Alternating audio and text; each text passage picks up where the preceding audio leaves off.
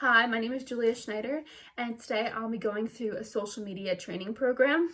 During the presentation, I'll bring up multiple topics about social media, including what is social media, who uses social media, what does appropriate online behavior look like, as well as what is this company's social media policies and how can we implement those policies in our daily living. So first of all, what is social media? Social media is an internet-based form of communication. It is an online interactive platform that allows for the creation of new ideas as well as sharing information with others.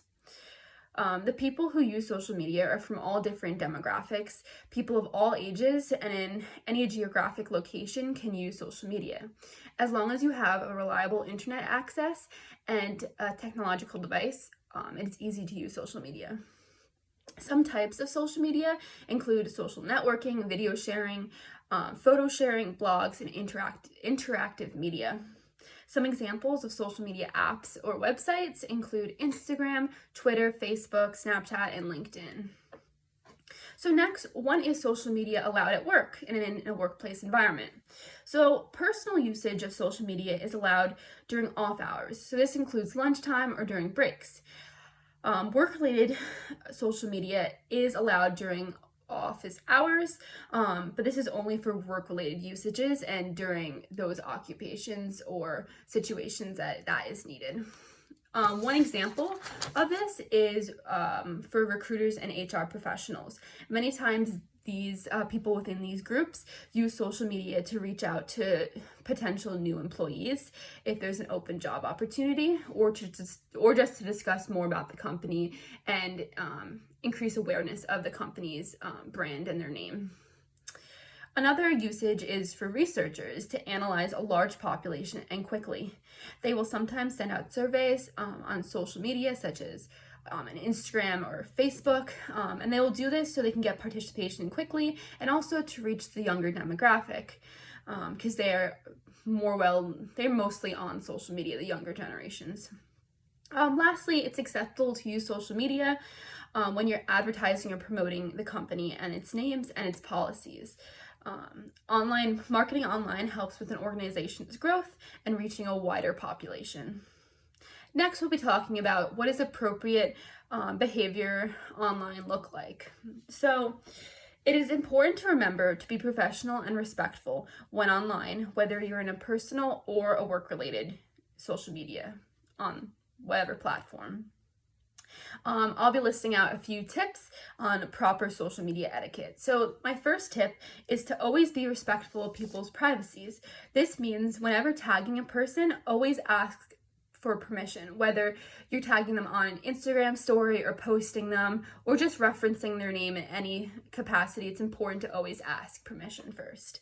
Next, when commenting on other people's posts, be respectful and always constructive. This is basically some common sense, and just don't be rude when posting or commenting.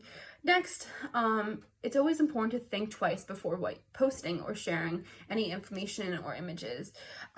It is important to remember this because whatever you post, comment, or like on social media will stay there forever. It's on the internet forever and cannot be erased.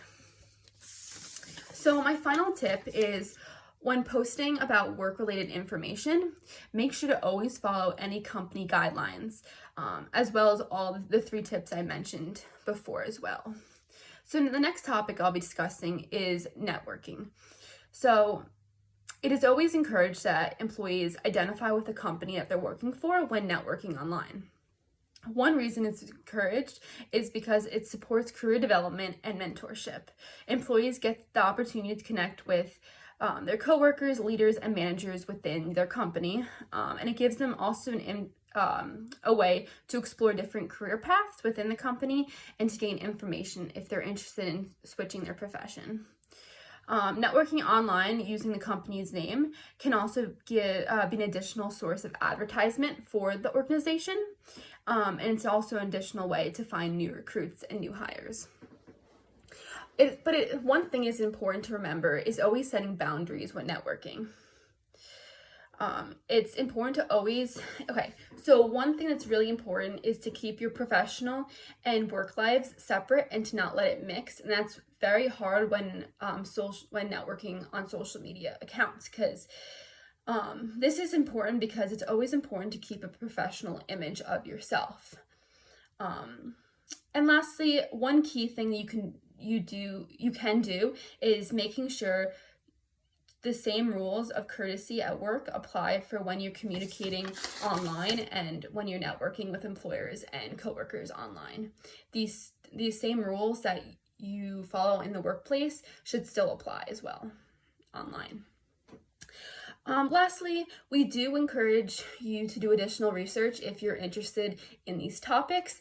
There's definitely a lot more of research that has been done, and you can learn about these topics. This is just a brief overview of the key points.